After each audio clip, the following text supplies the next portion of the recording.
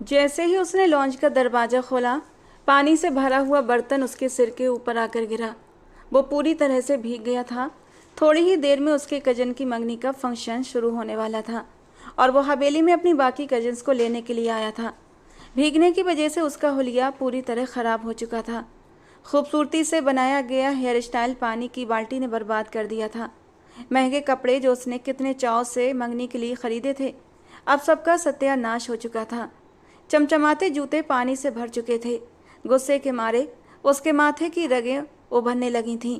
मुट्ठियां कसकर जोर से बंद की थीं। हालांकि हर कोई जानता था कि सिकंदर शाह का गुस्सा कितना खतरनाक होता है। उसके बावजूद भी किसी ने उसके साथ ये घटिया शरारत करने की कोशिश की थी, अपने अंजाम की परवाह किए बगैर। उसने एक नज़र उठाकर अपने सामने देखा था, लेकिन सामने अब कोई भी नहीं था सिवाय उस बेवकूफ़ लड़की के।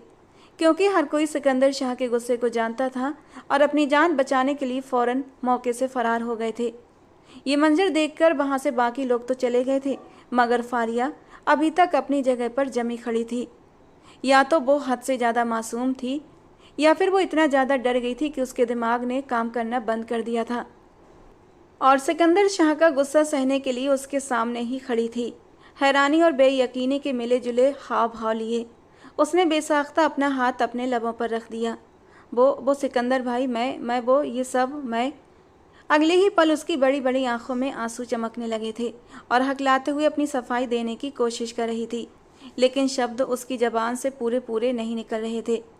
और जब कुछ बोलने में असमर्थ रही तो नज़र झुकाकर खड़ी हो गई और अपने होठों को दांतों से कुचलते हुए जख्मी करने लगी।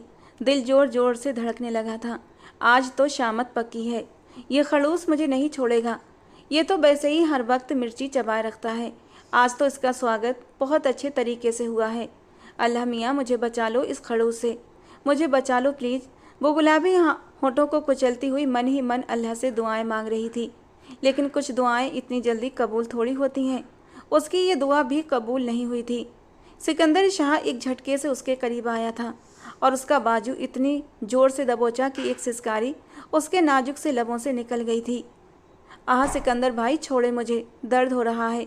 वो दर्द से बुरी तरह बिलबिला उठी थी, जबकि सिकंदर ने उसका दूसरा बाजू भी अपनी सख्त पकड़ में दबोच लिया था। ये तो तुम्हें पहले सोचना चाहिए था, ये सब करने से पहले। तुम्हें डर नहीं लगा कि मैं तुम्हारा क्या हाल करूँगा? वो इतनी जोर से गुर्राया था कि फारिया ने सहम कर अपनी आंखें बंद कर लीं। ये क्या बदतमीजी की है तुमने? तुम कोई छोटी बच्ची हो? बोलो, जवाब दो, अब खामोश क्यों हो? तुम्हारी ये कैंची की तरह चलती जबान अब बंद कैसे हो गई? वो हद से ज़्यादा गुस्से में आ चुका था। उसका बस नहीं चल रहा था कि उस लड़की को उठाकर किसी ऐसी जगह भेज दे जहाँ से उसकी वापसी नामुमकिन हो जाए। सॉरी, मुझे माफ़ कर दीजिए। उसकी आंखों में आंसू आ गए थे। तुमने मेरा नया सूट ख़राब कर दिया है। उसने एक नज़र अपने सूट पर डाली। तुम्हारी अकल क्या घुटनों में है? प्लीज़ सिकंदर भाई, मेरा हाथ तो छोड़ें, मुझे दर्द हो रहा है। वो बेबसी से बोली थी। पहली बार उसने अपनी आंखें उठाकर सिकंदर के चेहरे को देखा था। बड़ी बड़ी ऑलिव ग्रीन आंखें, एक पल में ही सिकंदर का दिल उन आंखों में डूबकर उभर रहा था। आंसुओं के मोती टूटकर उन आंखों से धीरे धीरे गिर रहे थे। ये एक पल न जाने सिकंदर शाह पर कैसा जादू कर गया था। उसे उसकी आंखों में आंसू बिल्कुल भी अच्छे नहीं लगे। हालांकि कभी भी उसका इस लड़की से दिली लगाव नहीं रहा था, लेकिन इस एक पल में ऐसा जादू था कि वो पूरी तरह उसके जादू में कैद हो गया। जल्दी ही उसने खुद पर काबू पाया था। नहीं, ये सिर्फ एक इमोशनल ड्रामा कर रही है, मुझे ब्लैकमेल कर रही है रो रो कर। हालांकि अच्छे से जानता हूँ इससे ज़्यादा तेज, शरारती और शैतान लड़की पूरी हवेली में नहीं है। उसने गुस्से से उसके बाजू को झटका दिया था और फिर से उसे बुरी तरह जलील करने लगा। सिकंदर भाई, ये सब कुछ मैंने नहीं बल्कि सोनिया ने। उसने अपनी कजिन की तरफ इशारा करना चाहा जो पर्दे की ओट में छुप गई थी। अपना इल्ज़ाम किसी और के सर पर मत डालो फारिया। तुम्हारी इन बेवकूफ़ाना हरकतों से सारा ख़ानदान जानकार है। इस बार तो मैं तुम्हारी दादी के हाथों ऐसी इज्जत अफजाई करवाऊंगा कि दोबारा ऐसी गलती करने से पहले तुम 100 बार सोचोगी। उसने अब अपना सर फिर से झुका लिया था। आंसू खामोशी से उसकी आंखों से टप टप गिरने लगे। क्या हो रहा है यहाँ पर? शहरयार अपने कमरे से बाहर निकला। शोर की आवाज़ सुनकर उसकी नींद खुल गई थी। आंखें लाल थीं। ओ यार, ये तूने क्या हालत बना रखी है। शहरयार की नज़र जब सिकंदर पर पड़ी तो वो बेख्तियार हंस पड़ा। ये देखकर सिकंदर के गुस्से में और भी हवा लगी थी। ये सब कुछ मैंने नहीं बल्कि इस बेवकूफ़ ने किया है। उसने फारिया की तरफ इशारा किया और गुस्से से सीढ़ियाँ चढ़ता हुआ अपने कमरे की तरफ चला गया।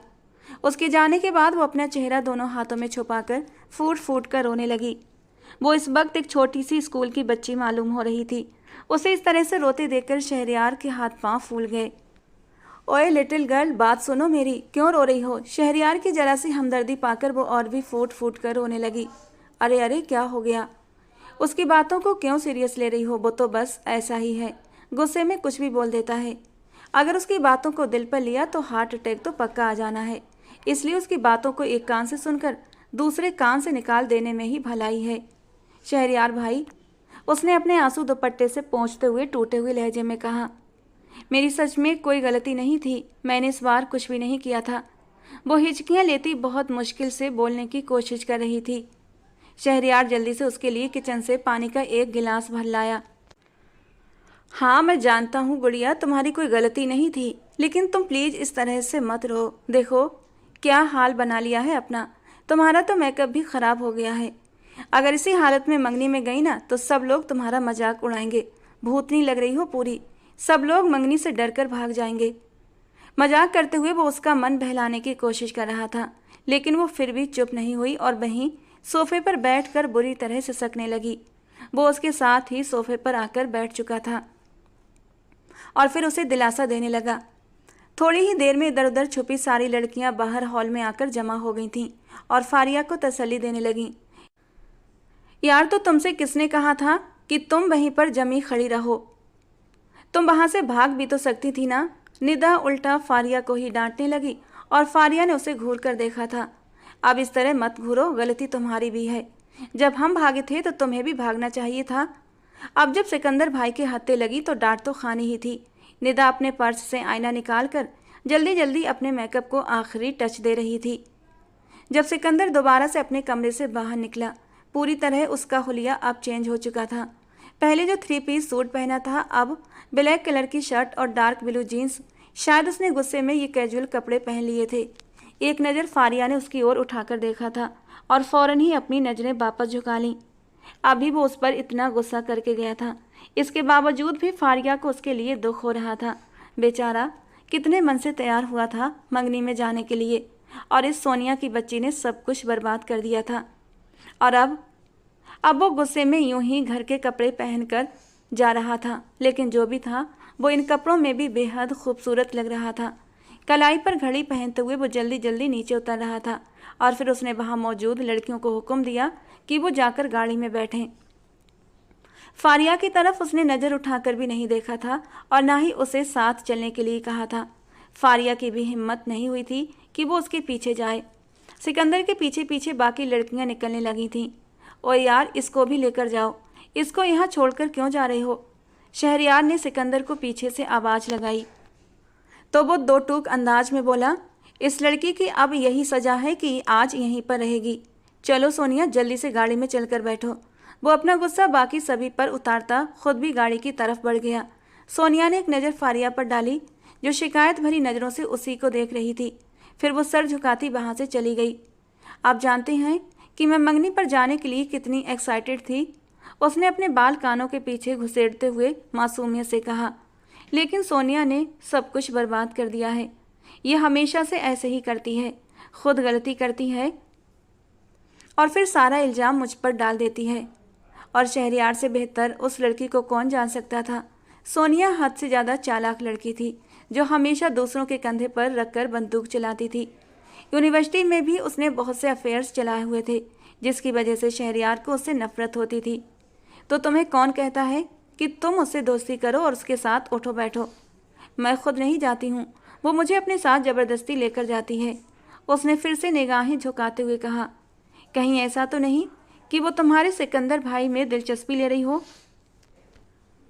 उसने मासूमियत से आंखें टिमटिमाते हुए कहा, आप सच कह रहे हैं? क्या वाकई ऐसा है? हाँ, ऐसा हो भी सकता है, क्योंकि जितना वो उसके पीछे घूमती है और जितना उसके इर्द गिर्द मर्दाती है, मुझे तो भाई यही कहानी लग रही है। और फारिया की आंखें किसी ख्याल के तहत चमकने लगी थीं। जल्दी से आंसू पोंछते हुए वो शहरयार की ओर घूमकर बैठी। चेहरा जो पहले उदास होने लगा था अब खुशी से खिल उठा था। अगर ऐसा हो जाता है तो बहुत मजा आएगा, क्योंकि सोनिया फिर पूरी जिंदगी सिकंदर भाई को इसी तरह से तंग करती रहेगी और उनकी जिंदगी को जहन्नुम बनाकर रख देगी। बहुत गुस्सा करते हैं ना, देखना सोनिया उन्हें तीर की तरह सीधा कर देगी। बहुत मजा आएगा उन्हें गुस्से में जलते भुनते देखकर। मुझे तो सच में बहुत खुशी होगी। उसने अपनी नाक सूं सूं करते हुए मासूमियत से कहा तो वो उसके अंदाज पर खिलखिलाकर हंस पड़ा। अच्छा, अभी फिलहाल तो तुम्हारे सिकंदर भाई तो तुम्हें यहीं पर छोड़कर चले गए हैं। मेरी भी नींद खराब कर दी उस जलील इंसान ने। अब हवेली में कोई दूसरी गाड़ी भी मौजूद नहीं। बताओ अब हम क्या करें? वो उसकी तरफ सवालिया अंदाज से देखने लगा। कोई बात नहीं शहरयार भाई, हम कोई गेम खेल लेते हैं। रात को मैं उस खड़ूस की दादी से बहुत डांट लगवाऊंगी। देखना आप दादी उसे कितना डांटेंगी। एक दादी का ही तो सहारा था उसके लिए, वरना इस हवेली में कोई भी उसका अपना नहीं था। जिसके अपने माँ बाप नहीं होते, ये दुनिया उसके लिए सबसे पहले पराई हो जाती है। और फारिया के लिए भी ऐसा ही था। बस एक दादी उसके लिए मेहरबान साया थी, जो नरम गरम धूप से उसे बचा कर रखती थीं। उसे इतनी मोहब्बत और अपनापन देती कि वो अपने माँ बाप के गम को भुला देती थी। लेकिन इस सब के बावजूद भी कोई न कोई आकर उसका दिल तोड़ ही जाता था। क्या आपको कैरम बोर्ड खेलना आता है? वो एकदम खुश होकर बोली। हाँ, मैं खेल तो लेता हूँ, मगर तुम्हें पहले ही वार्निंग दे रहा हूँ कि तुम मुझसे हार जाओगी और फिर बाद में बैठकर रोना शुरू कर दोगी। अरे शहरयार भाई, आपने मुझे क्या समझ लिया है? मैं इतनी भी डरपोक नहीं हूँ, मैं बहुत ही बहादुर हूँ। वो तो मैंने देख ही लिया है। और हाँ, मुझे शहरयार भाई कहकर मत पुकारा करो, मुझे बड़े बुजुर्गों जैसी फीलिंग आती है। तो मुझे मेरे नाम से पुकारा करो। अगर आंटी जी ने सुन लिया तो वो बहुत गुस्सा करेंगी। उसने कानों को हाथ लगाते हुए कहा। नहीं नहीं, वो कुछ भी नहीं करेंगी। मेरी मम्मा जितनी सख्त नज़र आती हैं वो उतनी सख्त नहीं है। वो बहुत ही चिल औरत है, तुम बेफिक्र हो जाओ। वो उसको एक बार फिर से पुरसुकून कर चुका था और अब वो दोनों ही बैठे कैरम बोर्ड खेल रहे थे। शहरयार की नज़र बार बार भटककर उसके चेहरे की ओर जाती और फिर उसके गालों पर मौजूद तिल पर रुक जाती। रो रोकर उसने अपना चेहरा गुलाबी कर लिया था, आंखें भी गुलाबी हो रही थीं। इस रूप में वो और भी ज़्यादा हसीन लग रही थी। पहली बार उसका दिल तेजी से धड़कने लगा था। वो तो उस लड़की को एक छोटी सी बच्ची समझता था, लेकिन आज उसके जज्बात ही बदल गए थे। जब उसने उसे रोते हुए देखा तो उसने अपने दिल में तकलीफ महसूस की। हालांकि ऐसा पहले कभी नहीं हुआ था। क्या वो उससे पहली नज़र के इश्क में गिरफ्तार हो गया था? शहरयार ने खुद से सवाल किया और फिर खुद ही नामे सर हिला दिया। क्या हो गया शहरयार भाई, जोर जोर से सर क्यों हिला रहे हैं? फारिया ने फिक्रमंदी से पूछा तो वो होश की दुनिया में वापस आया। नहीं, कुछ भी नहीं। और अभी मना किया था ना, तो मुझे भाई मत बोला करो। पहली बार उसे फारिया के मुंह से भाई सुनना बिल्कुल भी अच्छा नहीं लग रहा था। हालांकि बचपन से ही वो उसे भाई बोलती चली आ रही थी, लेकिन अब जब जज्बात बदले तो उसे ये भाई शब्द बुरा लगने लगा था। चलो तुम अब अपने कमरे में जाकर आराम करो, मैं भी जाकर सोता हूँ। मेरी तबीयत ठीक नहीं है। जी ठीक है शहरयार भाई, उसने बेचैनी से शहरयार की तरफ देखते हुए कहा। वो एक बार फिर से भूल कर उसे भाई बोल चुकी थी, मगर इस बार शहरयार ने भी गौर नहीं किया, क्योंकि वो अपनी फीलिंग्स के हाथों बहुत ज़्यादा परेशान हो चुका था। उसे अंदाज़ा था कि अगर वो यहाँ पर कुछ देर और रुका तो अपनी नज़रों को बहकने से रोक नहीं पाएगा, और वो उसकी नज़रों में गिरना नहीं चाहता था, क्योंकि वो समझता था फारिया एक मासूम सी लड़की है। 18 साल की वो लड़की अपनी उम्र की लड़कियों से बिल्कुल अलग थी।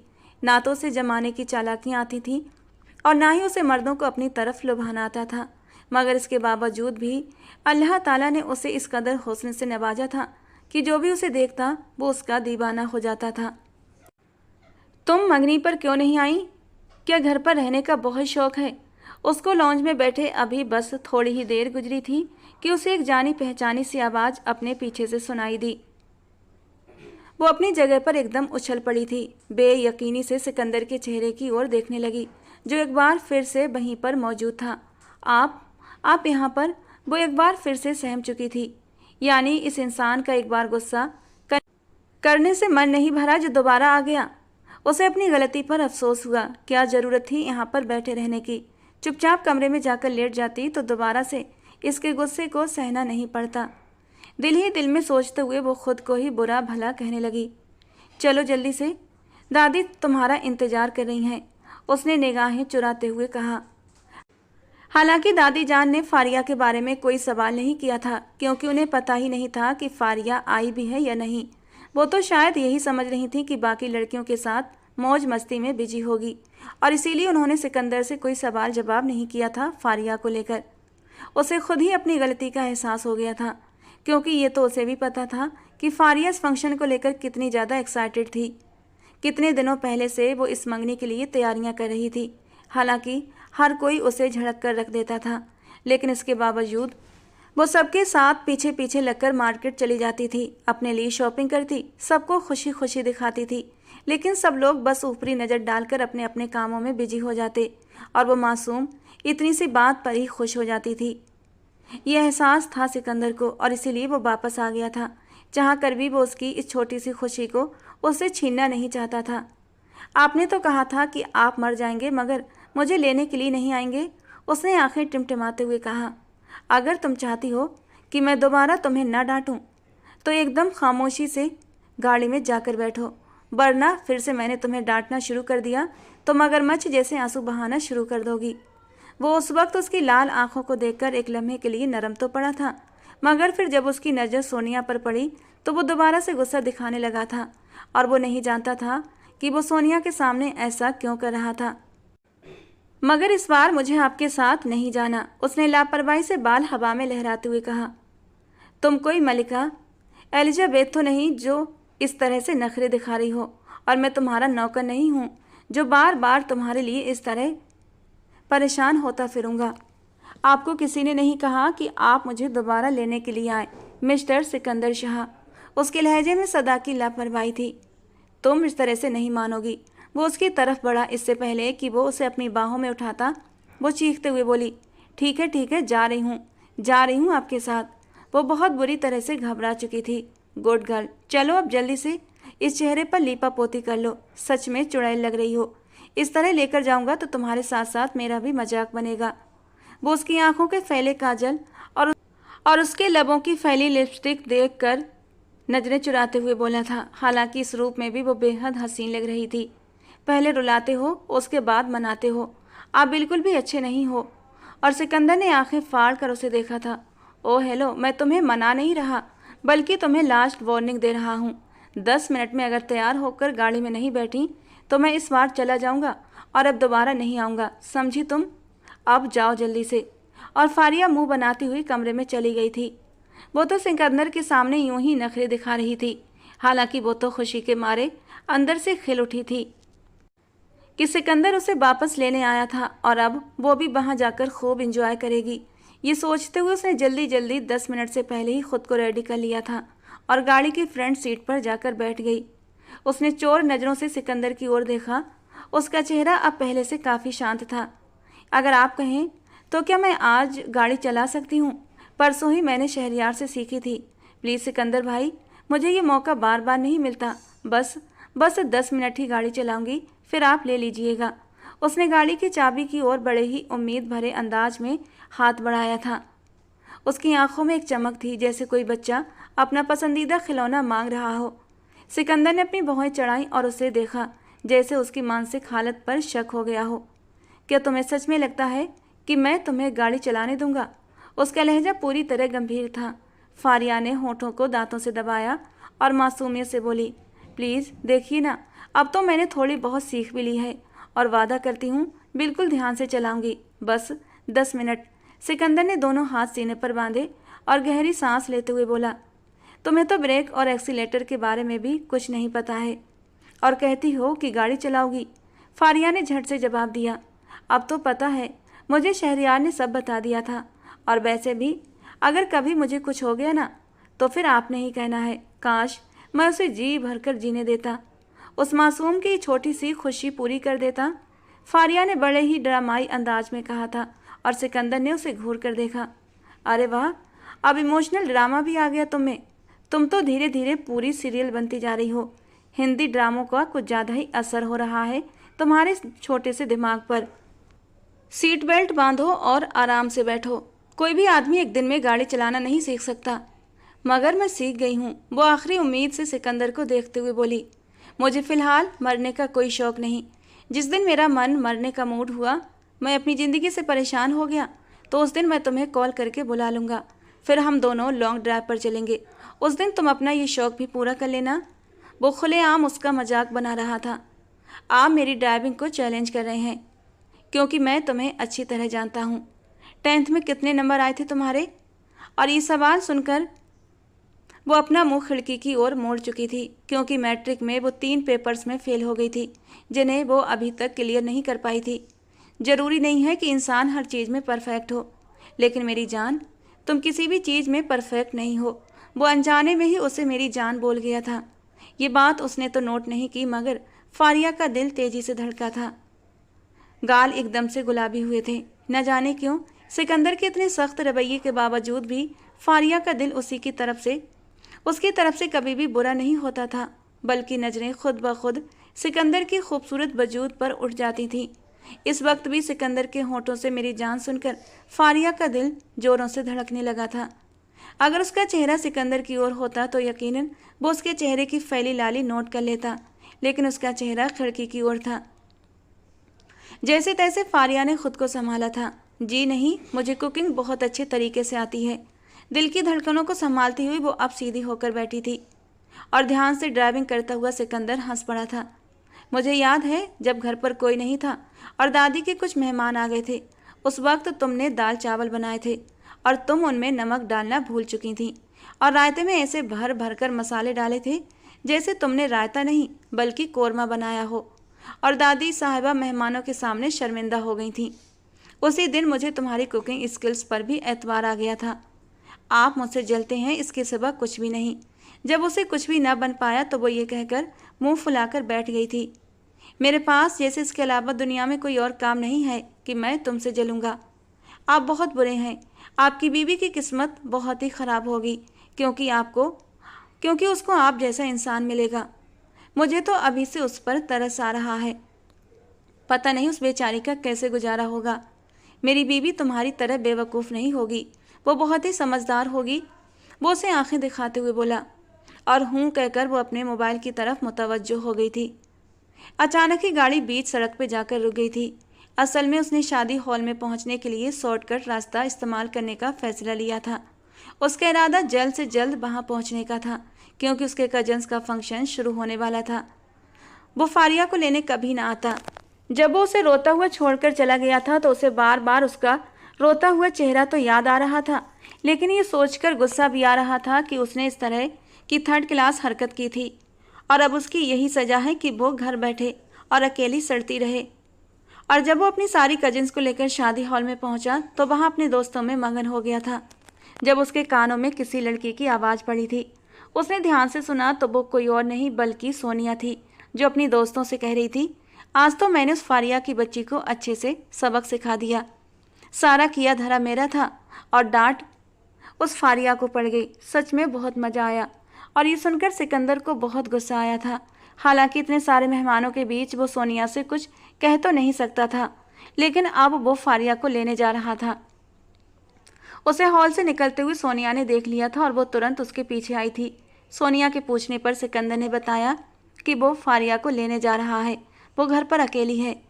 जब वो उसे लेने के लिए आ रहा था तब सोनिया ने उसे मना भी किया, छोड़ो, उसे लेने के लिए मत जाओ, वरना यहाँ आकर वो फिर से कोई ना कोई तमाशा करेगी। उसे उस वक्त सोनिया पर बहुत गुस्सा आया, क्योंकि वो सोनिया को अपनी कजन से होने वाली बातचीत सुन चुका था, और तभी उसे अंदाजा हुआ कि उस पर पानी गिराने वाली फारिया नहीं बल्कि सोनिया थी। वो सब कुछ उसे सामने लाकर खुद जाकर छुप गई थी। बेचारी फारिया पर इल्ज़ाम आ गया था।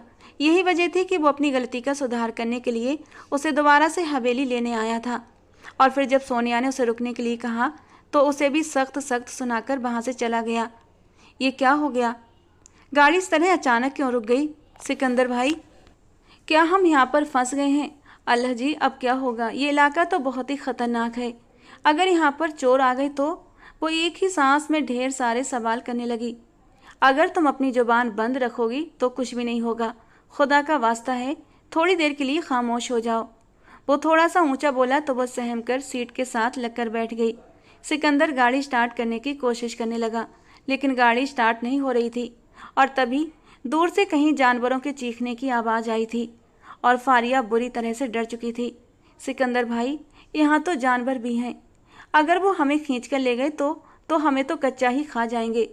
जी नहीं मैडम, हमें पका कर खाएंगे, क्योंकि अब ज़माना बदल गया है ना।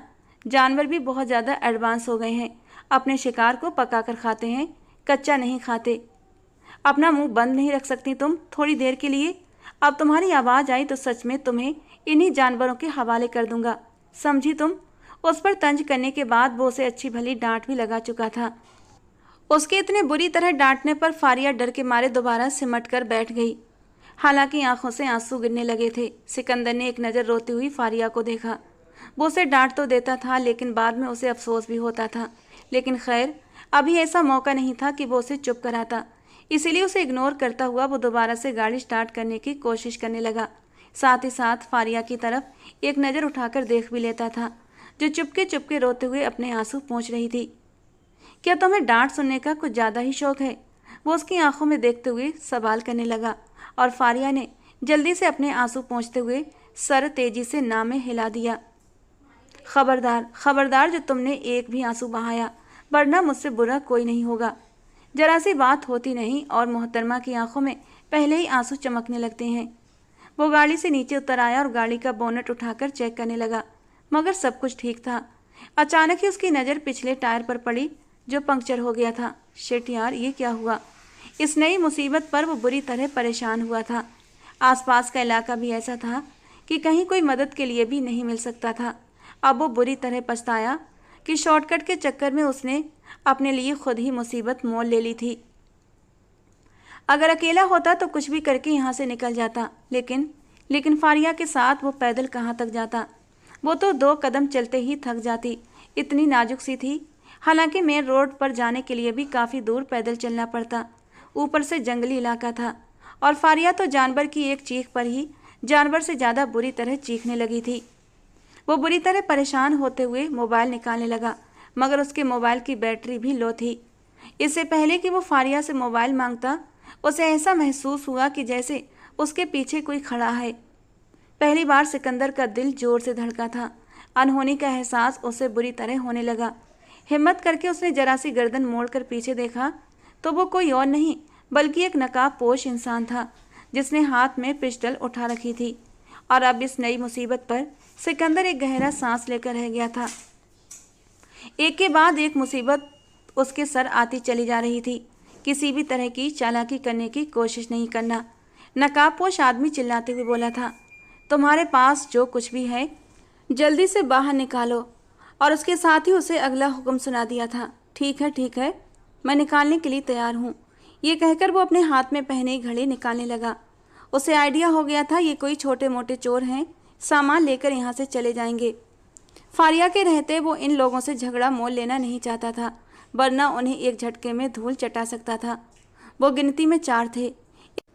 एक ने उसके ऊपर पिस्टल तानी हुई थी तो 2 इधर उधर खड़े आसपास नज़र रखे हुए थे, जबकि चौथे आदमी को वो पिस्तौल वाला आदमी कह चुका था कि जाकर गाड़ी में चेक कर, कुछ ना कुछ गाड़ी में भी मिल जाएगा। उसकी बात सुनकर वो चौथा आदमी गाड़ी की ओर बढ़ा था। दरवाज़ा खोलकर अंदर झांका ही था कि वापस बाहर आया, बॉस, यहाँ तो एक बहुत ही हसीन लड़की बैठी हुई है, यानी हमारी रात का भी बंदोबस्त हो गया है। उसके दोस्त ने गाड़ी में बैठी हुई फारिया को ललचाई नज़रों से देखते हुए खबासत भरे अंदाज में कहा, जबकि फारिया अपने आप में सिमट गई थी। डर के मारे उसका दिल जोरों से धड़कने लगा था। पसीने की बूंदें उसके चेहरे पर झलकने लगीं। खबरदार, जो तुमने उस लड़की को हाथ भी लगाया तो तुम लोग जो भी मांग रहे हो वो मैं देने के लिए तैयार हूँ। लड़की से दूर रहना, वरना मैं तुम्हें अपना वो रूप दिखाऊंगा जो मैं तुम्हें दिखाना नहीं चाहता। उस आदमी के मुंह से फारिया के लिए गलत शब्द सुनकर सिकंदर का पारा गुस्से से हाई हो चुका था। जो भी था वो उसकी इज्जत थी और उसकी जिम्मेदारी भी। उसका फर्ज बनता था कि वो इस लड़की को बखैरो आफियत उसकी मंजिल तक पहुंचाए। अरे शेरा, इतना गुस्सा क्यों हो रहा है? जितनी वो तेरी सगी उतनी हमारी भी है। हम उसे कोई तकलीफ नहीं पहुंचाएंगे। ऐसी खूबसूरत लड़की को तो फूलों की तरह छुआ जाता है। अब वो पिस्तौल वाला आदमी जरा सा गाड़ी में जाते हुए शैतानी हंसी हंसा था। फिर सिकंदर के बेहद करीब आता हुआ शैतानियत से बोला, चल मैं तुझे छोड़ देता हूँ, तुझसे कुछ भी नहीं मांगता, बल्कि तुझ पर एक और एहसान करता हूँ, तुझे जख्मी भी नहीं करूँगा, तुझे जिंदा छोड़ दूँगा। बस उस लड़की को हमारे हवाले कर दे और खामोशी से यहाँ से दफ़ा हो जा। और हाँ, हीरोगिरी दिखाने की ज़रूरत नहीं है। ये शब्द सुनकर फारिया बुरी तरह सहम गई। सिकंदर के लिए वो कौन सी अपनी थी? न कोई उसकी रिश्तेदार थी, न कोई वो उससे इश्क करता था जो उसके लिए अपनी जान को ख़तरे में डालता। फारिया को अपनी जान और इज्जत दोनों ही ख़तरे में महसूस हुए थे, और अपने आप को बचाने के लिए अब मुझे ही खुद कुछ करना पड़ेगा। उसने जल्दी से अपना छोटा सा दिमाग चलाना शुरू कर दिया, क्योंकि उसे सिकंदर पर बिल्कुल भी भरोसा नहीं था। जिस तरह सिकंदर उस पर हर वक्त चीखता चिल्लाता था और गुस्सा करता था, फारिया को यही लगा अब उसे जान छुड़ाकर वो यहाँ से चला जाएगा। ये ख्याल आते ही उसने बिना देर किए गाड़ी से निकलकर भागना शुरू कर दिया। अरे पकड़, लड़की भाग रही है। नकाबपोश आदमी ने अपने आदमी का ध्यान उसकी तरफ किया तो सिकंदर ने मौका पाते ही एक जोरदार मुक्का उसकी नाक पर मारा था। पिस्टल उसके हाथ से छूटकर जमीन पर गिर चुकी थी और वो दर्द से कराहने लगा।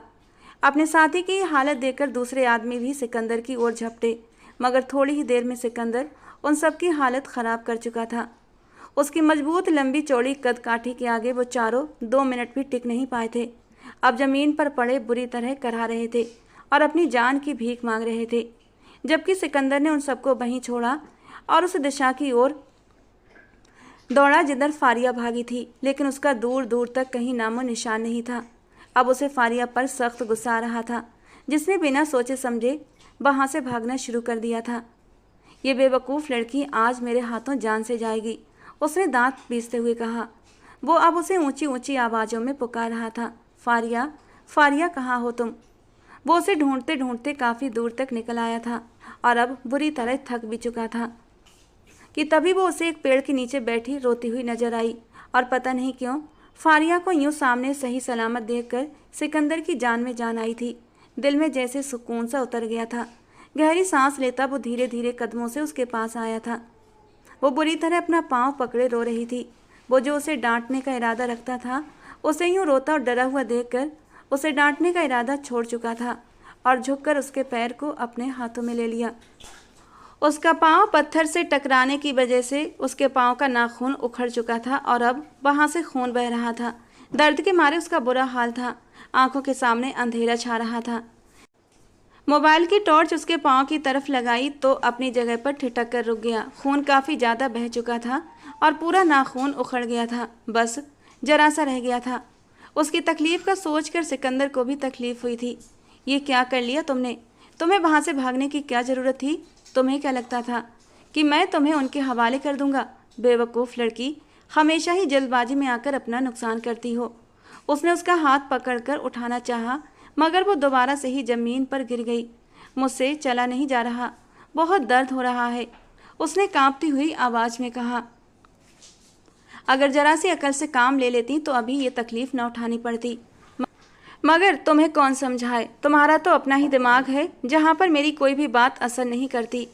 वो उसे बाजुओं में उठाने ही लगा था कि वो बुरी तरह से घबरा गई। ये आप क्या कर रहे हैं? रोमांस करने के लिए नहीं, इलाज करवाने के लिए लेकर जा रहा हूँ, वो कटावदार लहजे में बोला तो वो शर्म से पानी पानी हो गई। उसकी पलकें भी झुक गई थीं। बेवकूफ़ लड़की, जब देखो काम ख़राब करती हो, वो दोबारा से बोला था और उसे अपने दोनों बाजुओं में उठा लिया। फारिया ने उसकी शर्ट को अपनी मुट्ठी से जकड़ लिया था। मैं बेवकूफ़ नहीं हूँ, अगर मेरी जगह आप होते तो आप भी ऐसा ही करते। नहीं मैडम जी, मैं ऐसा नहीं करता, बल्कि अपने घर के मर्द पर यकीन रखता। भले तुम हमारे ख़ानदान का खून नहीं हो, लेकिन फिर भी दादी ने तुम्हारी जिम्मेदारी हम सबके ऊपर डाली है। खुदा न करे अगर तुम्हें कुछ होता है तो दादी के सामने मुझे जाकर जवाब देना पड़ेगा। और तुम्हें क्या लगा कि मैं इतना बेगैरत हूँ कि अपनी जान बचाने के लिए तुम्हें उन लालची दरिंदों के हवाले कर दूंगा? उसे न जाने क्यों फारिया पर बहुत गुस्सा आ रहा था। मुझे माफ़ कर दें, मैं बहुत ज़्यादा डर गई थी। अब की बार वो कुछ भी नहीं बोला। वो उसे सीधा मेन रोड तक अपनी गोद में उठाकर लाया था और फिर वहाँ से टैक्सी लेकर उसे अस्पताल ले जाने की बजाय घर ले आया। उसने घर में ही उसकी मरहम पट्टी की थी और उसकी मरहम पट्टी करने के दौरान ही उसने उसका बचा हुआ नाखून भी एक झटके से उखाड़ दिया था। फारिया की एक चीख निकली थी जो सिकंदर के कान के पर्दे फाड़ने के लिए काफ़ी थी। लेकिन सिकंदर ने अपने कानों पर हाथ रखकर खुद के कानों को सुरक्षित रखा था। आप पागल हो गए हैं? पूरा नाखून उखाड़ कर फेंक दिया। तो और क्या करता? इसको तो वैसे ही उखड़ना था, क्योंकि अब इसकी जगह तुम्हारा नया नाखून आ जाएगा। इसे लिए घूमती तो और भी ज़्यादा दर्द होता, समझी? वो अब उसके जख्म को साफ करते हुए वहाँ पर मरहम लगा रहा था और दर्द के मारे फारिया की जान निकल रही थी। पेन किलर देकर वो अब उसे आराम से बेड पर लिटा चुका था। अगर घरवाले इस बारे में पूछें तो कह देना कि ठोकर लगने की वजह से ये सब हुआ है। खबरदार जो तुमने इस पूरे हादसे के बारे में बताया। क्या मैं दादी को बता सकती हूँ? क्योंकि मैं दादी से कुछ भी नहीं छुपाती, वो मासूमियत से बोली थी। किसी को भी कुछ नहीं बताना। समझ आ रही है ना तुम्हें मेरी बात?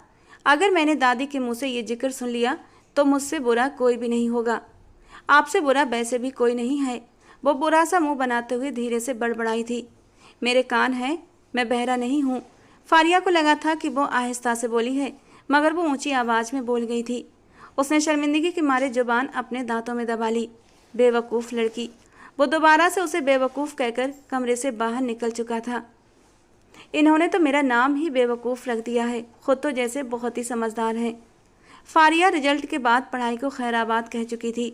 उसने दादी को भी साफ कह दिया था कि अब वो आगे नहीं पढ़ेगी, क्योंकि उसका पढ़ाई में मन ही नहीं लगता है।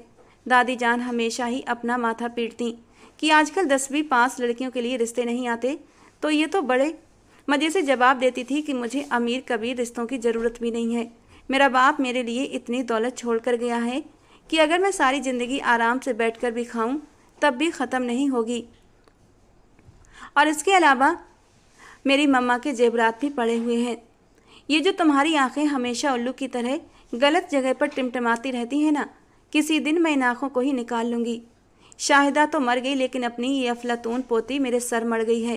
कान खोल कर सुन लो फारिया, अगर मेरी बात नहीं मानोगी तो मुझे मजबूरन तुम्हें तुम्हारे घर भेजना पड़ेगा। रहती रहना अपने सौतेले बाप के साथ। दादी जान उसे धमकी देती थी और वो जवाब में बुरा सा मुंह बनाकर साइड पर हो जाती। सुरैया बेगम अफसोस से उस लड़की को देखकर रह जाती। जिस वक्त शाहिदा बेगम ने फारिया का नन्हा सा हाथ सुरैया बेगम के हाथ में थमाया था, तब फारिया सिर्फ 6 साल की थी, मासूम, नाजुक और माँ बाप के प्यार से महरूम। इस हवेली में उसका आना किसी को भी रास नहीं आया था। किसी की आंख को फारिया का वजूद नहीं भाया। हालांकि फारिया एक रईस ख़ानदान की बेटी थी, लेकिन उसके अब्बा के इंतकाल के बाद उसकी माँ ने दूसरी शादी कर ली थी।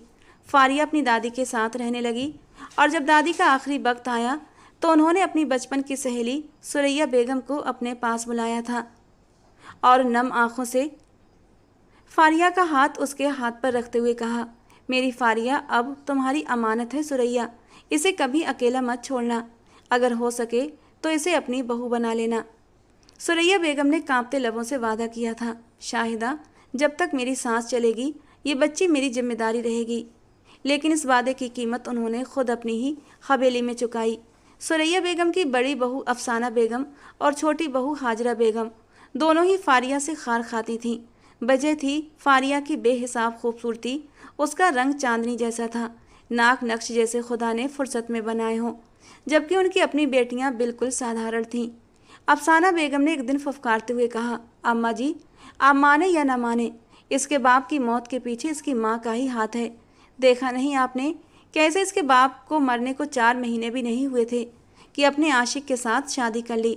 आपने बहुत गलत किया है, ऐसी बदकिरदार औरत की बेटी को अपने घर रख लिया। हमारी भी बेटियां हैं, कल को सब जवान होंगी। अगर इस लड़की ने अपने हुस्न का जादू हमारे बेटों पर चला दिया तो तब क्या करेंगे हम? मैं तो कह रही हूँ, ऐसी बदकिरदार औरत की बेटी को मैं अपनी बहू तो क्या घर की नौकरानी भी नहीं बनाऊंगी। सुरैया बेगम हक्की बक्की रह गई। उनका दिल तो फारिया को अपनी आंखों के सामने महफूज रखने का था, लेकिन बहुओं की बातों ने उन्हें बेचैन कर दिया। फारिया को लेकर घर का माहौल इतना बिगड़ गया कि दोनों बहुएं अपने अपने मकान अलग बनाकर रहने लगीं। हालांकि इतनी गनीमत थी कि मकान ज़्यादा दूर नहीं थे, बस 2-4 मकान छोड़कर ही उन लोगों ने अपने मकान बनाए थे और इतनी बड़ी हवेली में रह गए सिर्फ फारिया और दादी। फारिया जो अब धीरे धीरे बड़ी हो रही थी, धीरे धीरे हवेली के माहौल में रस बस गई थी। लेकिन जब भी वो सिकंदर शहरियार को सीधे नाम से पुकारती, सिकंदर जरा सुनिए, तो अफसाना बेगम का खून खौल उठता। क्या इतने बड़े लड़के का नाम लेती हो तुम? भाई कहो उसे। बचपन से ही सिकंदर और शहरयार को उसके मुंह से भाई सुनने की आदत डाली थी और आज तक वही आदत जारी रखी हुई थी। कभी कभी फारिया अपनी माँ से मिलने चली जाती थी, लेकिन उसका दिल तो सुरैया बेगम के पास ही लगता था, क्योंकि सुरैया बेगम से उसे अपनी दादी की खुशबू महसूस होती थी। और उस एक वादे की गूंज आज भी सुरैया बेगम को रातों को सोने नहीं देती थी। फारिया का ये लापरवाह सा अंदाज सुरैया बेगम को बेचैन कर देता। सुरैया बेगम को समझ नहीं आता था कि वो उसे कैसे समझाए, उसे कैसे बताएं कि इस तरह से घर नहीं बसाए जाते। अब तो फारिया 18 साल की हो चुकी थी, मगर अभी भी वैसी ही बेवकूफ़ और नादान थी, हद से ज़्यादा मासूम, हर किसी की बातों में आने वाली और हर किसी को अपना मान लेती थी। हमेशा ही नुकसान उठाती, मगर इसके बावजूद सबक हासिल नहीं करती थी। सुरैया बेगम हर वक्त ही उसके लिए परेशान रहती कि न जाने इसका क्या होगा, आजकल के दौर में उसका ऐसे कैसे गुजारा होगा। और आजकल तो उन पर उनकी बीमारी का भी खुलासा हुआ था। उनके पास बहुत कम दिन बाकी रह गए थे और वो चाहती थी कि इस दौरान वो फारिया का किसी अच्छे से घर में निकाह कर दें। लेकिन जब उन्हें शाहिदा से किया गया वादा याद आता तो उन्हें सिकंदर से बेहतर और कोई रिश्ता नहीं लगता था, क्योंकि वो अपने माँ बाप का इकलौता बेटा था। फारिया से उम्र में लगभग 8 साल बड़ा था, मगर सुरैया बेगम जानती थी कि सिकंदर इस नादान लड़की को संभाल लेगा। सिकंदर को अपनी दादी के घर से हर वक्त उनके चीखने चिल्लाने की आवाज़ें सुनाई देती रहती थीं। वो हर वक्त ही फारिया पर गुस्सा करती थी। ये देखकर सिकंदर को चिढ़ होती थी कि आखिर वो कैसी लड़की है, वो क्यों नहीं दादी का कहना मानती। और यही बात जब वो अपनी माँ से कहता तो वो लापरवाही से कहती, छोड़ो भाई, हमें क्या, करने दो जो करती है। शुक्र है कि हमने उस नादान लड़की की जिम्मेदारी नहीं उठाई थी, वरना न जाने वो हमें कितना जलील करवाती। सिकंदर भी चुप हो जाता। सिकंदर के चाचा के बेटे की शादी थी और इसी शादी के लिए सारे कजिन बड़ी हवेली में आकर इकट्ठा हुए थे। वो भी बहुत जोश में वहाँ गई थी, मगर अपनी बेवकूफ़ी की वजह से वो दोबारा से सिकंदर की नज़रों के सामने आ गई थी। रात का वक्त था, वो अपने कमरे में लेटी थी जब दरवाज़ा खुला और सुरैया बेगम कमरे के अंदर दाखिल हुई। बेटा, तुम जाग रही हो? उन्होंने प्यार से सवाल किया। जी दादी जान, मैं जाग रही हूँ। वो उठी, लेकिन दर्द से कराहने लगी। ये क्या हुआ? उन्होंने जब उसके पाँव पर बंधी हुई पट्टी देखी तो सवाल किए बिना न रह सकी। फिर सिकंदर ने उसे जो कहानी बताई थी वो फारिया ने दादी जान को सुना दी। मैंने तुम्हें कितनी बार समझाया है कि देख संभल कर चला करो। उसे डांटने के बाद वो एक बार फिर से अपनी बात पर वापस आई थी। फारिया, मैं चाह रही हूँ कि सिकंदर से तुम्हारा निकाह करवा दूँ। तुम्हारे इस बारे में क्या ख्याल है? वो समझदार है, मैच्योर है, तुम्हें बहुत खुश रखेगा। और ये सुनकर तो फारिया का दिमाग लट्टू की तरह गोल गोल घूमने लगा था। उसे अपने कानों पर यकीन नहीं आ रहा था। दादी जान, ये आप क्या कह रही हैं? मैंने कोई गलत बात तो नहीं की, दादी ने मुंह बनाकर कहा। मैं सिर्फ निकाह करने की बात कर रही हूँ। विदाई 2 साल बाद कर लेना, जब तुम 20 की हो जाओ। कम से कम तुम्हारी जिम्मेदारी से फ्री तो हो जाऊंगी। लेकिन फारिया की जान तो उस आदमी के नाम से ही कांप उठी थी। वो मुझसे उम्र में काफ़ी बड़े हैं और मैं अभी शादी। तुमने मुझसे कहा था कि तुम मुझे कभी भी इनकार नहीं करोगी। उन्होंने मजबूती से फारिया का हाथ थाम लिया था। ये फैसला मैंने बहुत ही सोच समझ कर किया है। वो कभी भी शादी के लिए राजी नहीं होंगे दादी, उन्हें मैं बिल्कुल भी पसंद नहीं हूँ। उसने मुंह बनाते हुए कहा। ये तुम्हारी गलतफहमी है। मैंने उसकी आंखों में तुम्हारे लिए पसंद के रंग देखे हैं, उन्होंने उसे तसल्ली देते हुए कहा। आज रात ही उन्होंने सिकंदर के माँ बाप से बात की थी और उन्हें ये भी बातों बातों में समझा दिया था कि शादी के बाद फारिया की सारी जायदाद सिकंदर को ही मिलेगी, जिस वजह से अफसाना बेगम तो एकदम खुश हो गई थी और उसे अपनी बहू बनाने के लिए भी बेचैन थी। अगले दिन जब ये बात सिकंदर को बताई गई तो वो सन रह गया। दिल की धड़कन जैसे एक पल को थम सी गई थी। पता नहीं क्यों उसके भीतर एक अजीब सी खुशी की लहर उठी थी, लेकिन अगले ही पल उसने खुद को झटक दिया। मैं पागल हूँ क्या? मैं उस बेवकूफ़ सी लड़की के साथ पूरी ज़िंदगी कैसे काट सकता हूँ? जज्बात में आकर मैं कोई फ़ैसला नहीं करूँगा। अपनी ज़िंदगी बर्बाद करने से अच्छा है मैं सारी ज़िंदगी कुंवारा रह जाऊँ। उसने गुस्से से कहा। मम्मा, आप जाकर दादी को साफ साफ मना कर दें। मैं उस बेवकूफ़ पागल लड़की से शादी नहीं करूँगा। 10वीं फेल है वो, न बात करने का ढंग, न ज़िंदगी जीने का सलीका। मैं कोई खिलौना हूँ क्या जो दादी की जिद पर किसी के भी हाथ में सौंप दिया जाऊँ? उसकी माँ ने उसे समझाने की कोशिश की, सिकंदर होश में फैसला करो, तुम जानते भी हो फारिया से शादी करके तुम कितने फायदे में रहोगे। पैसों के लिए वो उस नादान लड़की को बर्दाश्त तो कर ही सकता था। अब उसका दिमाग तेजी से काम कर रहा था, मगर इसके साथ ही उसने फारिया को बताना मुनासिब समझा कि ये शादी सिर्फ और सिर्फ दादी की वजह से कर रहा हूँ, क्योंकि दादी जान की तबीयत बहुत ज़्यादा ख़राब रहने लगी है और वो तुम्हारे लिए बहुत परेशान है। बस इसीलिए दादी को दिखावे की खातिर मैं तुमसे शादी कर रहा हूँ। दादी की ख़राब तबीयत का सुनकर वो खुद भी बहुत ज़्यादा बेचैन हो गई थी। वो उन्हें अकेला छोड़कर जाना नहीं चाहती थी, मगर उसकी दादी ने उसे तसल्ली दी कि मैं अपने छोटे बेटे के पास चली जाऊंगी। मुझे तुम्हारी शादी की फ़िक्र है। अगर ये फ़िक्र भी ख़त्म हो गई तो मैं सुकून से अपनी बाकी की ज़िंदगी जी सकूंगी। अपने कजन की शादी को वो ठीक तरह से एंजॉय भी नहीं कर सकी थी, क्योंकि उसके पाँव का दर्द उसे चैन नहीं लेने दे रहा था। दूसरी तरफ जब शहरयार को उसकी शादी के बारे में पता चला तो उसने बहुत बाबेला मचाया, मगर किसी ने भी उसकी बात नहीं सुनी। चंद ही दिनों में सिकंदर के साथ उसका निकाह हो गया था। वो दुल्हन बनी उसके कमरे में बैठी थी। उसे ये सब कुछ किसी फिल्म का सीन लग रहा था। अपनी गुस्सीली तबीयत के बावजूद भी सिकंदर कहीं न कहीं फारिया के दिल में बसता था, और आज वो सचमुच उसके नाम से जुड़ चुकी थी। यह एहसास अंदर ही अंदर फारिया को सुकून दे रहा था, लेकिन वो सिकंदर के हवाले से डर भी रही थी। हर वक्त तो गुस्सा करते हैं, जब देखो डांटते रहते हैं। अब जब शादी हो गई तब तो मुझे मारने से भी बाज नहीं आएंगे, लेकिन मैं भी फारिया हूँ। अगर उन्होंने मुझे मारा तो मैं भी पीछे नहीं हटूंगी, अपने नाखूनों से उनका मुंह नोच लूंगी। दूसरी तरफ सिकंदर अपने दिल में कुछ बदलता हुआ महसूस कर रहा था। अब उसे उस लड़की से चिढ़ नहीं होती थी, बल्कि वो लड़की उसे प्यारी और दिल के करीब लगती थी। आज जब उसने उसका दुल्हन बना रूप देखा तो वो हर तरह का वादा भूल गया था। उसकी माँ ने उसे सख्ती से मना किया था, मैं इस लड़की से तुम्हारी औलाद नहीं चाहती।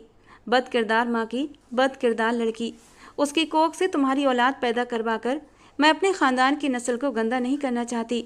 इसे सिर्फ और सिर्फ दौलत के लिए इस घर में लाया गया है।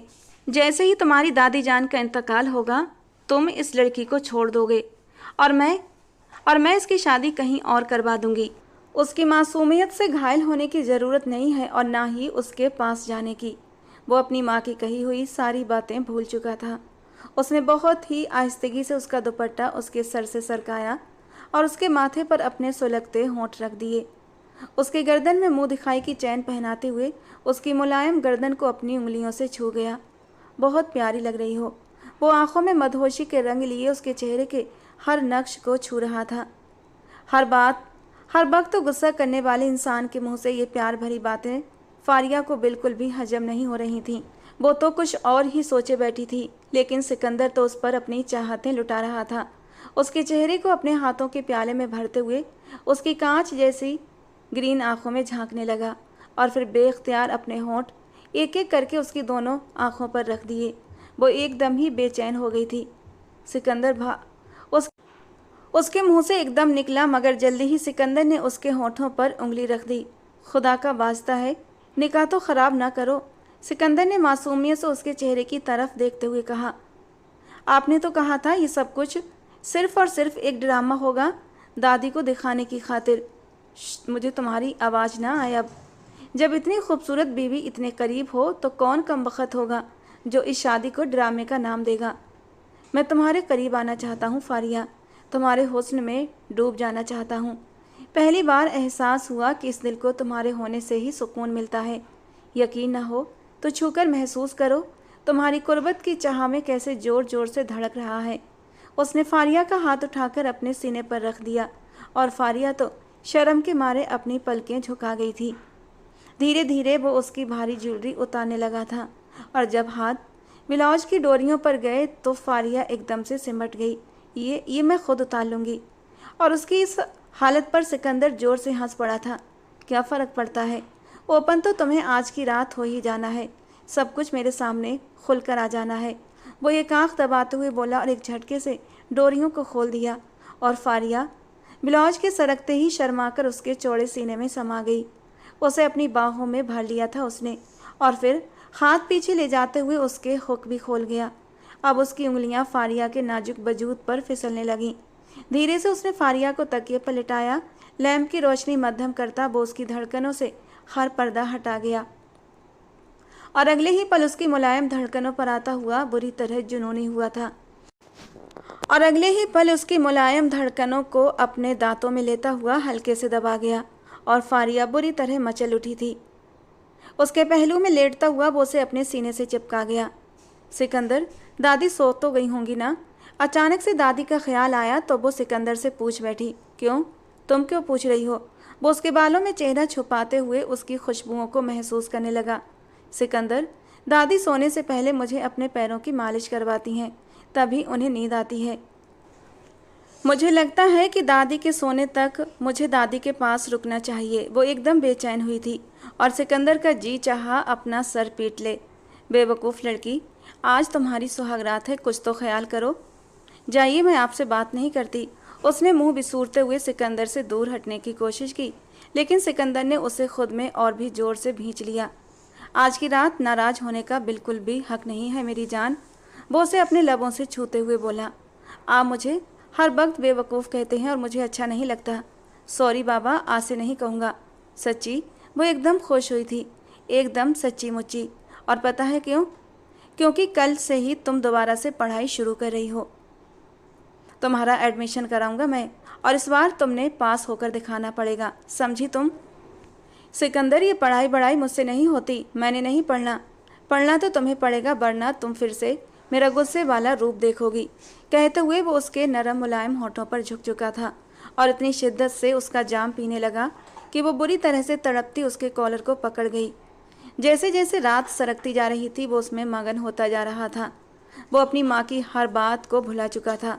उसे सिर्फ इतना पता था कि उसकी बाहों में एक बहुत ही प्यारी, खूबसूरत और एकदम अनछुई लड़की मौजूद है। एक मर्द को इससे ज़्यादा और क्या चाहिए होता है कि उसकी बीवी खूबसूरत हो और शरीफ हो। उसे भी वही लड़की मिल चुकी थी। और जहाँ तक उसके निकम्मे होने का सवाल था, तो अब सिकंदर को इस चीज़ से कोई फ़र्क नहीं पड़ता था। जब वो सुबह सोकर उठा तो वो खुद को चादर के जरिए छुपाने की कोशिशों में बुरी तरह हलकान हो रही थी। सिकंदर ने उसका बाजू पकड़कर दोबारा से उसे अपनी ओर खींच लिया तो वो उसके सीने से जा लगी। सिकंदर, प्लीज़ ना करें, मैं पूरी रात सो नहीं पाई हूँ, वो मुंह बनाते हुए बोली। तो मेरी जान, ये तो कुछ भी नहीं है। अब तो तुम्हें हर रात यूं ही जागते हुए गुजारनी पड़ेगी। और शादी की रातों में कौन बदबख्त सोता है? वो उसे जानबूझकर तंग कर रहा था क्योंकि जानता था कि वो नींद की कितनी पक्की है। नहीं, वो एकदम से चिल्ला उठी। सिकंदर ने बेसाख्ता उसके लबों पर हाथ रख दिया। क्यों चिल्लाकर दूसरों को गलतफहमी में डाल रही हो? जहाँ पर चिल्लाना था तब तो तुम चिल्लाई नहीं थी, बल्कि मीठी मीठी सिसकियाँ लेते हुए मुझे और भी मदहोश कर रही थी। और अब? वो उसकी आंखों में देखते हुए शरारत से बोला तो वो एकदम फिर से शर्मा गई थी। आप बहुत ही बेशर्म हैं। अभी तो तुमने मेरी बेशर्मी देखी ही कहाँ है। इससे पहले कि वो एक बार फिर से उस पर झुकता, दरवाजे पर दस्तक हुई। वो उससे दूर हटी और भागकर वॉशरूम चली गई। सिकंदर ने जाकर दरवाज़ा खोला। उसके लबों पर फैली हुई मुस्कुराहट को देखकर उसकी माँ को थोड़ा अजीब लगा। क्या हुआ? सब ठीक तो है ना? क्या तुमने उससे उसकी औकात बता दी ना? उसकी माँ ने उसे सवाल करना शुरू कर दिए। क्या हो गया है मम्मा आपको? ये किस तरीके की बातें कर रही हैं? अगर मेहमानों ने सुन लिया तो हंगामा हो जाएगा, उसने बेजारी से कहा। तुम्हें मैंने जो कुछ कहा है वो याद रखना। खबरदार, खबरदार, जो तुमने उस लड़की को वो मकाम दिया। सिकंदर का दिल कर रहा था कि वो उन्हें बता दे कि वो उसे अपनी बीवी स्वीकार कर चुका है और वो उसकी मासूमियत के सामने हथियार फेंक चुका है, क्योंकि वो उसके साथ गलत करने की हिम्मत नहीं रख पाया। लेकिन फिलहाल वो चुप रहा था। आज दोनों का वलीमा था और उस पर खूब रूप चढ़ा था। सब लोग ही उसकी तारीफ कर रहे थे। सिकंदर के पहलू में बैठी वो बहुत ही प्यारी लग रही थी। जब वो शर्माती तो उस पर बेइंतहा प्यार आता था। सिकंदर का दिल कर रहा था कि उसे अपने अंदर कहीं छुपा ले, कि उसे किसी की नज़र न लग पाए। जब वो शहरियार को अपनी बीवी को देखते पाता तो उसके दिल में दर्द उठा। वो कमरे में शीशे के सामने खड़ी तैयार हो रही थी जब वो उसके पीछे जाकर खड़ा हुआ और अपने हाथ उसके आसपास लपेट लिए। तुमने मुझ पर ऐसा कौन सा जादू कर दिया है कि मुझे तुम्हारे अलावा कुछ नज़र ही नहीं आता? वो उसके कानों की लब को अपने दांतों में दबाते हुए बोला तो वो तड़प कर पीछे हटी। क्या करते हैं आप? क्या करता हूँ मैं? वो उसी के अंदाज में घबराए हुए लहजे में बोला तो न चाहते हुए भी वो मुस्कुरा पड़ी। आप मुझे तंग कर रहे हैं मेरी जान, ये तो कुछ भी नहीं है। तुमने अभी तक मुझे ठीक तरह से मौका ही कहाँ दिया है तंग करने का। जब दोगी तब मैं तुम्हें बताऊंगा। वो दोबारा से उसकी साड़ी का पल्लू हटाकर अपनी तरफ खींच चुका था। वो आंटी, वो एकदम से चिल्लाई तो एकदम से पीछे की तरफ हटा, लेकिन दरवाजे पर कोई भी नहीं था। अब तुम मुझसे नहीं बच सकती हो। वो उसके पीछे भागा, मगर इससे पहले कि वो उसे पकड़ पाता वो कमरे से भाग चुकी थी। दादी जान उसके पास आई हुई थी। तुम लोग हनीमून के लिए कहाँ जा रहे हो? इससे पहले कि उसकी माँ इनकार करती सिकंदर खुद ही बोल पड़ा। दादी जान, सोच रहा हूँ कि स्विट्जरलैंड चलते हैं, वहाँ का मौसम बहुत अच्छा है और व्यू भी बहुत प्यारा है। तुम इस बारे में क्या कहती हो? उसने फारिया से सवाल किया तो वो एक बार फिर से शर्मा गई और अफसाना बेगम गुस्से के मारे बल खाकर रह गईं। वो अपने बेटे के तेवर देखकर सब कुछ समझ रही थी। शाम का वक्त था। वो किचन में गई तो अचानक उसके हाथ से कांच का गिलास गलती से टूट गया और इसी बात पर उसकी माँ उसे जलील करने लगी। वो किचन में खड़ी फूट फूट कर रो रही थी। जब सिकंदर अंदर दाखिल हुआ तो उसे रोते देखकर बेचैन हो गया। क्या हो गया है मम्मा आपको? एक गिलास ही तो था। ये मनहूसियत की निशानी होती है सिकंदर। खुदा का वास्ता है मम्मा, पुराने वक्तों वाली बातें ना किया करें। आजकल के दौर में कोई भी इन चीज़ों पर यकीन नहीं रखता। उसने फारिया का सर अपने सीने से लगाया और उसे तसल्ली देते हुए बोला, तुम कमरे में जाकर आराम करो, मैं अभी आता हूँ। ये तुम्हें क्या हो गया है सिकंदर? क्या तुम अपनी माँ की बातें भूल गए हो या फिर तुम्हारी बीवी तुम्हें अपने काबू में कर चुकी है? मुझे तुमसे ये उम्मीद नहीं थी कि तुम यूं नामर्दों की तरह डर जाओगे। खुदा का वास्ता है मम्मी, खामोश हो जाएं। आप ये किस तरह की बातें कर रही हैं? आपको अंदाज़ा भी है कि आप इस वक्त अपने बेटे से बात कर रही हैं? और जहाँ तक उस पर जुल्म करने का सवाल है तो माफ़ कीजिए, मैं ऐसा नहीं कर सकता। हाँ, मैं जानता हूँ कि दौलत की वजह से मैंने उससे निकाह करने की हामी भरी थी, लेकिन इस निकाह के पीछे कहीं ना कहीं मेरी फारिया के लिए मोहब्बत भी छुपी हुई थी। मुझे अब जाकर एहसास हुआ कि मैं फारिया से न जाने कब से मोहब्बत करता हूँ, लेकिन बस इस बात को मानने से इनकारी था। मगर जब मैंने उसकी आंखों में मासूमियत देखी तो मैं खुद को रोक नहीं पाया। मैं उसे अपनी बीवी तस्लीम कर चुका हूँ और मुझे उम्मीद है कि आप भी उसे अपनी बहू तस्लीम कर लेंगी। ऐसा कभी भी नहीं हो सकता है। तो फिर ठीक है, अगर आपने ऐसा न किया तो आप अपने बेटे को खो देंगी हमेशा हमेशा के लिए, क्योंकि अगर आपने उसे इज्जत ना दी तो मैं भी यहाँ पर नहीं रहूँगा। वो उसकी सारी बातें सुन चुकी थी। जब वो कमरे के अंदर दाखिल हुआ तो वो टूटे हुए लहजे में बोली, आपको अपनी माँ के साथ इस तरह से बात नहीं करनी चाहिए थी। आपको अपनी माँ की बात मान लेनी चाहिए थी। मेरा क्या है, मैं तो दोबारा दादी के पास चली जाती। वो सर झुकाए बोल रही थी। आंसू टप टप उसके गोद में रखे हाथों पर गिर रहे थे। मेरी माँ इस वक्त गलती पर है और मैं जानता हूँ कि बहुत जल्द उनको अपनी गलती का एहसास हो जाएगा, और अगर उन्होंने मुझे कभी भी कबूल न किया तो क्या आप मुझे छोड़ देंगे? वो मासूमियत से उसके चेहरे की तरफ देखते हुए बोली, मैं सांस लेना तो छोड़ सकता हूँ मेरी जान, मगर तुम्हें नहीं छोड़ सकता। वो उसे एक बार फिर से अपने सीने से लगा चुका था। उसकी माँ के लाख इनकार के बावजूद भी वो उसे लेकर अपने साथ लेकर स्विट्जरलैंड गया था। उन्होंने एक दूसरे के साथ बहुत अच्छा वक्त गुजारा। आज से पहले वो कभी भी घर से बाहर नहीं निकली थी, क्योंकि सुरैया बेगम ने उसे इजाज़त ही नहीं दी थी। अब वो उसके साथ बहुत बहुत ज़्यादा एंजॉय कर रही थी। वो छोटी छोटी बातें उसे शेयर करती, छोटे छोटे मोमेंट्स एंजॉय करती। जब सिकंदर उसे हंसता हुआ देखता तो उसे यूँ महसूस होता था जैसे उसे जमाने भर की खुशी मिल गई हो। उसने उसकी जायदाद में से एक फूटी कौड़ी भी नहीं ली थी, बल्कि सब कुछ उसके अकाउंट में ट्रांसफ़र कर दिया था, क्योंकि अब वो उससे सच्चा प्यार करने लगा था। और जब सिकंदर ने उसका एडमिशन करवाया तो फारिया ने बिल्कुल भी मना नहीं किया था। वो खुशी खुशी राजी हो गई थी, क्योंकि उसे खुद भी अच्छा नहीं लगता था कि एक पढ़े लिखे मर्द की बीवी 10वीं फेल हो। वो दिन रात मेहनत करती थी, किताबों में सिर गाड़े रहती। सिकंदर भी उसकी पढ़ाई में मदद करता था, कभी सवाल समझाता तो कभी नोट्स बनवा देता। दोनों की शामें अब किताबों के बीच बीतने लगी थीं और फारिया के चेहरे पर वो आत्मविश्वास लौटने लगा था जो कभी हालात ने उससे छीन लिया था। उसे पढ़ते और उसे स्कूल जाते देखकर अफसाना बेगम मुंह बनाती थी। शर्म नहीं आती तुम्हें? शादी हो गई है तुम्हारी और तुम हो कि छोटे बच्चों की तरह स्कूल जाती हो। और वो बस मुस्कुराकर रह जाती। उसे तंग करने, उसकी पढ़ाई में खलल डालने के इरादे से अफसाना बेगम अब उस पर बच्चों का प्रेशर डालने लगी थी। शादी को 6 महीने हो गए हैं, लेकिन अभी तक तुमने कोई भी खुशखबरी नहीं सुनाई। और वो घबरा जाती। सिकंदर से कहती तो वो समझा देता, टेंशन मत लो फारिया, अभी हम बच्चा प्लान नहीं कर सकते, अभी तो तुमने बहुत पढ़ना है, बहुत सारा। 10th क्लास के पेपर हुए तो वो जी जान से मेहनत करने के लिए लग चुकी थी और वाकई उसने कर दिखाया। वो बहुत अच्छे नंबरों से पास हुई थी। सिकंदर बहुत खुश था। बाकी पढ़ाई अब वो घर बैठकर करना चाहती थी और सिकंदर भी इस बात पर राजी हो गया था। 2 महीनों के बाद वो उम्मीद से हो गई थी और सिकंदर बुरी तरह परेशान हुआ।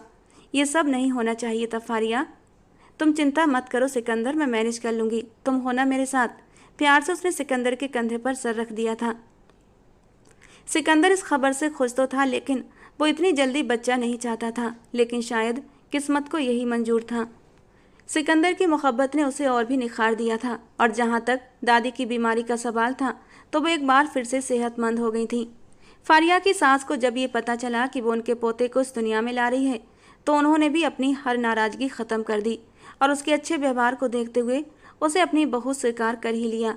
फारिया को और क्या चाहिए था, अब वो अपनी ज़िंदगी में बहुत खुश थी। दोस्तों, आज की हमारी कहानी आपको कैसी लगी कमेंट बॉक्स में ज़रूर बताना। पसंद आई हो तो प्लीज़ लाइक करना। रोज़ एक नई और रोमांटिक कहानी के लिए हमारे चैनल को सब्सक्राइब करना। मिलते हैं दोस्तों अगली किसी नई कहानी के साथ।